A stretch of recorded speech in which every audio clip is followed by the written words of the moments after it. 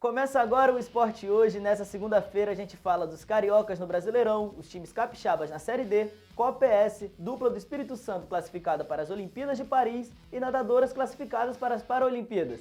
Tudo isso você acompanha com a gente a partir de agora.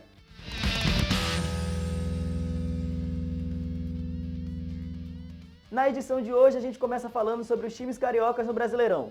O torcedor que foi ao Kleber Andrade no sábado fez muita festa e foi presenteado com um verdadeiro jogaço. Fluminense e Atlético Mineiro se enfrentaram abrindo a quinta rodada do Brasileirão e o Galo conseguiu arrancar o empate heróico do tricolor carioca. O Fluminense abriu o placar logo com 3 minutos de jogo com Germancano após bela jogada de Marquinhos. No segundo tempo, após erro na saída de bola do goleiro Everson, Renato Augusto ampliou para o tricolor. Foi o primeiro gol dele com a camisa do time carioca. O técnico Gabriel Milito então colocou em campo Eduardo Vargas. E logo no primeiro toque do chileno na bola, ele descontou para os atleticanos. Aos 32, Arana fez cruzamento para o iluminado Vargas, que empatou a partida. Com o resultado, o Clube Mineiro assumiu a quarta colocação do campeonato, já o tricolor caiu para a 16ª posição. Também no sábado, o Flamengo foi a Bragança Paulista e empatou com o Bragantino em jogo marcado por vaias a Tite. Aos 30 minutos, o zagueiro Pedro Henrique fez de cabeça para o Bragantino. Aos 33 minutos do segundo tempo, Bruno Henrique aproveitou belo passe de De La Cruz e chutou no canto do goleiro para empatar o jogo. O resultado deixou o rubro-negro em 7º lugar com 8 pontos, enquanto o Massa Bruta caiu para o 5º lugar com 9. Já o Vasco perdeu para o Atlético Paranaense em Curitiba por 1-0, gol de Eric aos 25 minutos do primeiro tempo. O resultado colocou o Atlético na liderança do campeonato com 10 pontos. Já o Cruz Maltino se mantém na zona de rebaixamento em 17º com apenas 3 pontos. Já o Botafogo perdeu a chance de assumir a liderança do campeonato no domingo. O Alvinegro perdeu para o Bahia em casa por 2-1 e caiu para a 3ª colocação. O Esquadrão de Aço fez 1-0 com o Everaldo em cobrança de pênalti. Aos 18 minutos do segundo tempo, Jefinho aproveitou o chute errado de Marlon Freitas e empatou o jogo. Até que aos 40 minutos, Rafael Ratão recebeu belo passe de Depenha e fez Bahia 2-1. O resultado colocou o time baiano na vice-liderança do campeonato. Representantes do futebol capixaba na Série D do Brasileiro, Serra e Real Noroeste entraram em campo neste sábado pela segunda rodada do grupo A6 da competição e nenhum dos dois conseguiu vencer.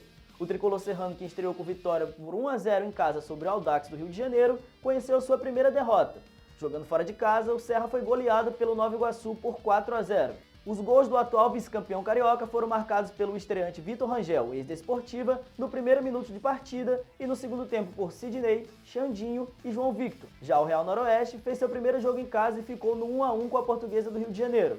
O time capixaba abriu o placar com Robert aos 8 minutos do primeiro tempo e a Portuguesa do Rio de Janeiro empatou com Marcelo Toscano aos 26 minutos do segundo tempo. Já nos acréscimos, a equipe carioca não virou porque o atacante Hernani Brocador, ex-Flamengo, bateu pênalti no travessão. E pela Copa PS, o Vitória estreou com o pé direito na competição. Depois de folgar na primeira rodada, o time alvinho venceu o Capixaba por 2-1 na tarde de sábado, no estádio Salvador Costa, na capital. O Vitória abriu o placar com Patrick Carvalho aos 26 minutos do primeiro tempo. No segundo tempo, o meia Zizu fez 2-0 logo aos 3 minutos. O Capixaba ainda diminuiu com Bismarck aos 19 do segundo tempo. O Vitória volta ao campo no próximo sábado para o clássico contra a Desportiva. A partida acontece no Salvador Costa às 15 horas. Agora vôlei de praia. Foi com emoção, mas o passaporte para Paris está carimbado.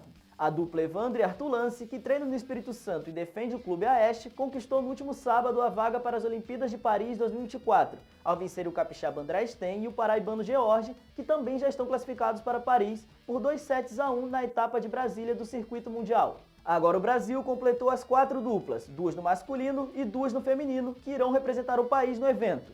O torneio de vôlei das Olimpíadas começa no dia 27 de julho. E para encerrar, 2 nadadoras do Espírito Santo bateram o índice estabelecido pelo Comitê Paralímpico Brasileiro para os Jogos Paralímpicos de Paris.